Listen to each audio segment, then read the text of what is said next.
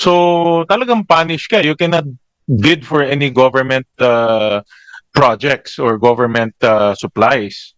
So very stringent. Gayahin nilang ng PCAB yung GPPB resolution because we have to penalize these suppliers and contractors, or else penalize ka ng PCAB, magjo-join naman sila sa ibang government contracts. Dapat pag sinabi natin government contracts, including supplies, no? So coordinate with GPPB as well.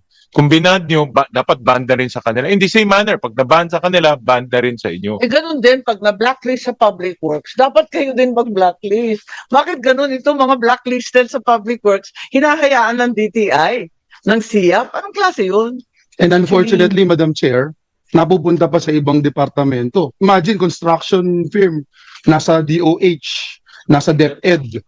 Kamusta naman yun? Tapos pagka binlacklist, nakakabalik ulit or ibang pangalan naman. Yes, pero ang unod dulo niya, nasa contractor's license, eh pinapayagan ng DTI. Hindi po, Senator. We just have to rely on the board kasi both SIAP board and both I'm PICAP sorry, board, but we're trying to change that's that not entirely true. I think SIAP has supervisory powers. With all due respect, Secretary, SIAP was not created to be a rubber stamp. You have regulatory powers of some sort. You don't run PICAB, syempre yung members pa rin. Pero yung SIAP, ano naman ang papel nun? It oversees, it supervises, it actually punishes and regulates. But that's clearly not being done by DTI, with all due respect. Let's please sa atin, sa BOI at sa SIAP, yung submissions with regard to your utang, yung SIAP, yung napaka-controversial na pangyayari.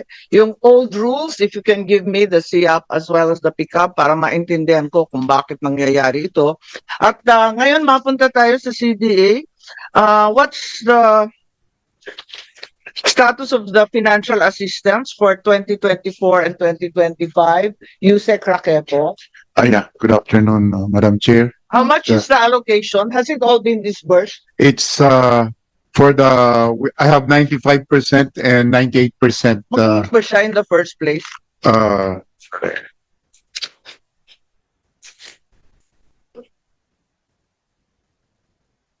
What's the name? It's here.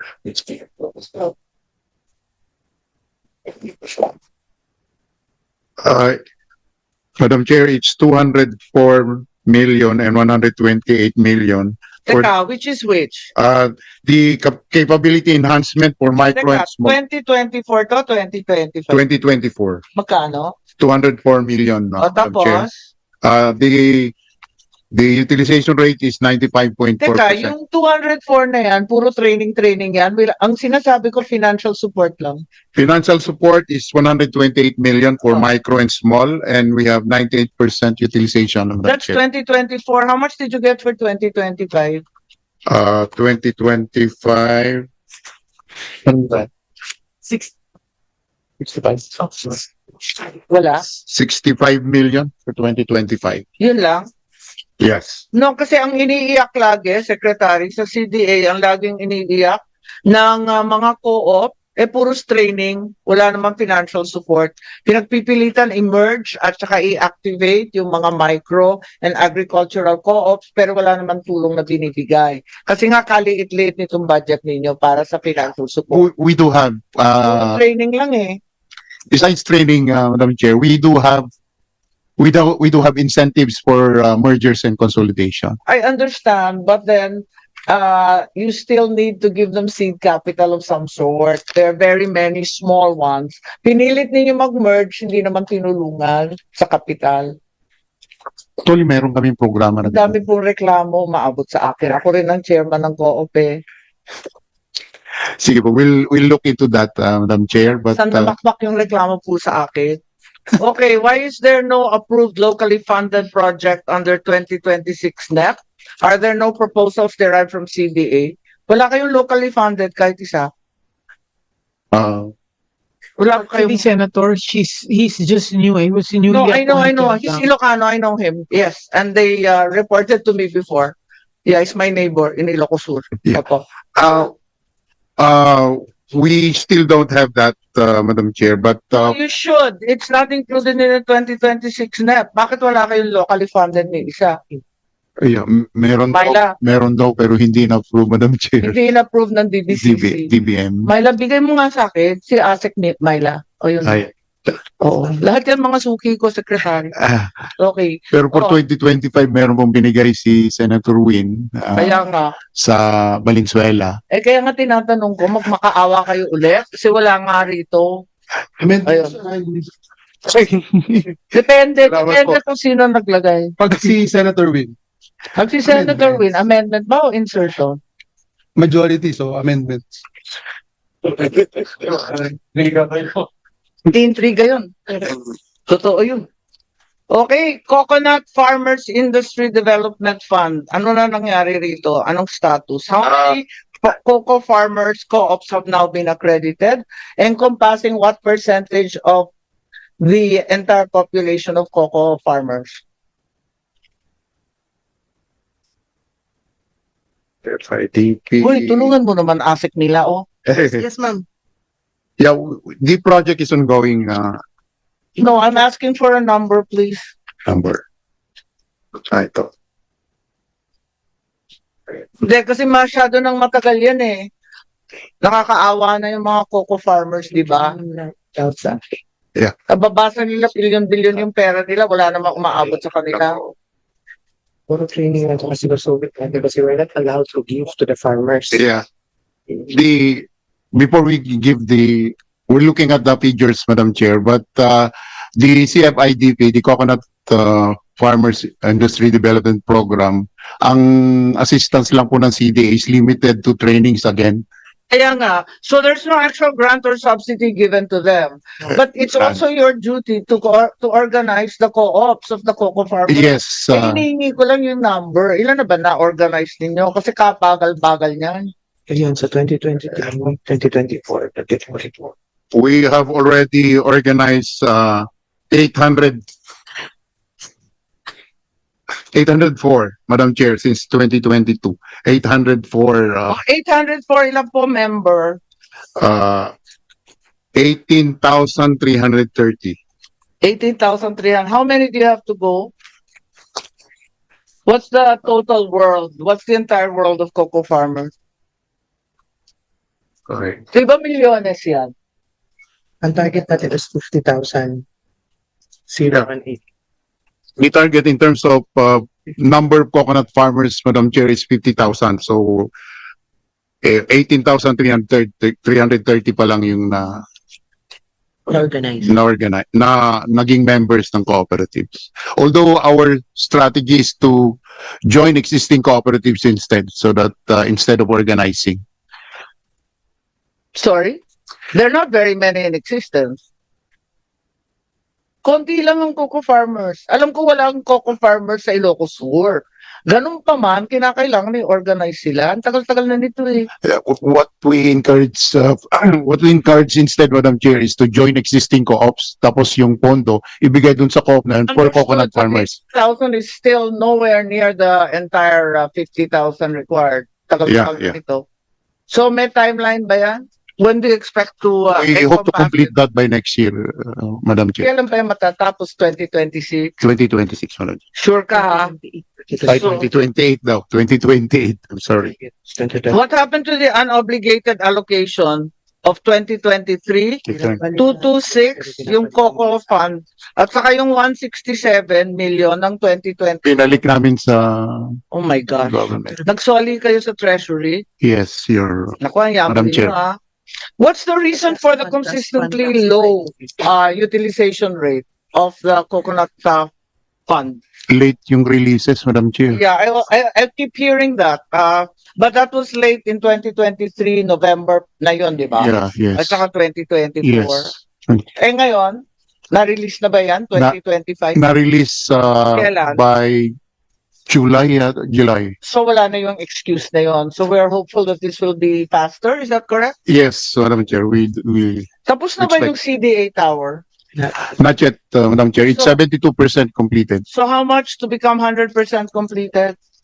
Uh, Um, tina- Madam Chair, nagmi-meeting po kami sa DPWH kasi po yun eh. Yeah, understood. Yes po, wala pa silang target. Sabi nila December daw po this year, pero posible na naman daw po. Paano magiging December this year? 72% pa lang. Wala That's- pang M&E, wala pang interior. They keep on promising us, Madam Chair. No, but I need to know kasi kailangan niya ni Sama budget pinag-uusapan. We'll be having Bigla kayong hihingi ng pera, wala naman tayong We'll be having a meeting next week, Mr. Chair, and we will submit it to you, the result of the meeting, Madam Chair. So wala akong nakikitang budget dito for the CDA Tower. Paano yan? Take a seat na lang kung ano naman, para hindi ka mahirapan, ma'am. Thank you very much, Chair. Backup dancer si Asik Myla. Thank you. Sige. Madam Uy, Chair, paano kasi yan? Mamaya magagilap kayo ng pera para matapos. Madam Chair, kasi yung budget niyan sa DPWH hindi po kasi galing sa amin. So directly po DPWH ang kausap ng So anong sabi ng DPWH? Magkakapako lang. Kasi kung 72% lang completed, unang-una hindi matatapos this year, ikalawa maghihingi pa yan. That's why, Madam Chair, next week pinatawag ni Chairman yung contractor at saka yung Naku, you better be quick DPWH. kasi we have to find out, di ba? Yes, Madam Chair. O ano na nangyari dun sa Mindanao? Marawi Training Center, etc., etc. Matagal na yan ang sinisingil ng COA, yung Co-op Livelihood Center. Ang tagal na yan 2017 pa yung Mindanao at Marawi. Yes, Madam Chair, at Nasa 50%. 2025 na tayo, 8 years na po tayo, hindi po Nagkaroon ninyo po- naliliquidate. hindi po, nagkaroon po kasi ng problema yung land. Kasi imbis mag-construct na po, may nag-claim na iba ang may-ari. So, hindi daw po ang university na nag-donate.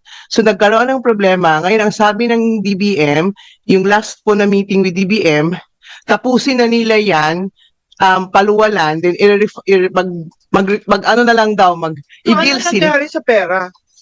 Yung 12.5 million, 25 million Co-op Livelihood Training Center. 12.5 lang po ang na-release sa Madam Chair. Oh, Kasi dapat ma-accomplish nila yung the whole building bago magbigay ng okay. another 50%.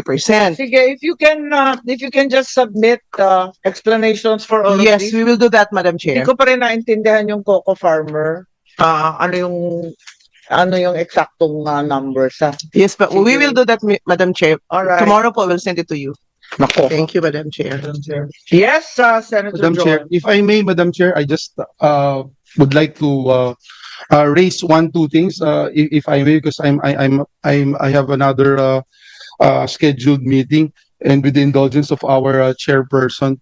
Madam Chair, let me just point out. I know you have pointed out a lot of issues here, from budget utilization, absorptive capacity. I was looking at the declining disbursement rates for key programs like MSME Development Program, 65.3%, and Cooperative Development Program, 79.9%.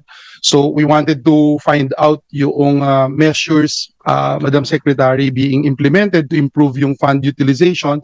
And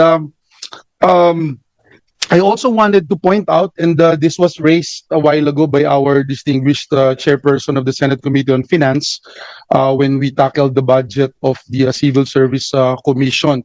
We have been espousing the regularization of our government workers, and for quite some time, Madam Secretary, since I became a member of this institution, I started, there are only about 630,000 job orders, contract of service in government. Now it's almost 1 million.